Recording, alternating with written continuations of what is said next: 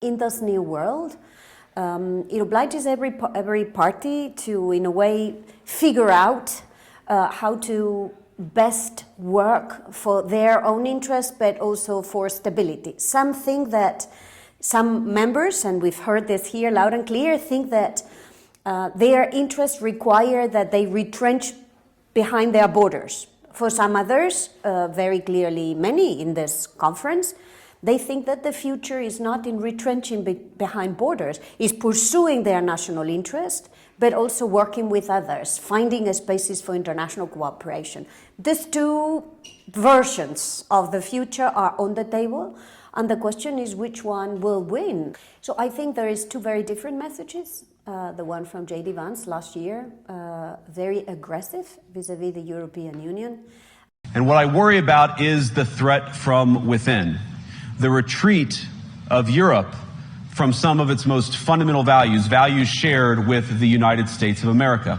Wanting to show a division between Europe and America, and chastising Europe for not being good enough at keeping with Western civilization. Very clearly reflected in the National Security Strategy that we saw issued this year. And a message this time by Secretary Marco Rubio that is slightly different but similar, in the sense that it's still this idea that Europe has to be a faithful representative of so-called Western civilization. We are part of one civilization, Western civilization. We do not seek to separate, but to revitalize an old friendship and renew the greatest civilization in human history. Western civilization defined by the US, but with an olive branch to Europe to say, we will do this together, we will do this in partnership. But at the heart of it is whether or not this definition of Western civilization is one that we share. Of course, here in Europe, we cherish our past.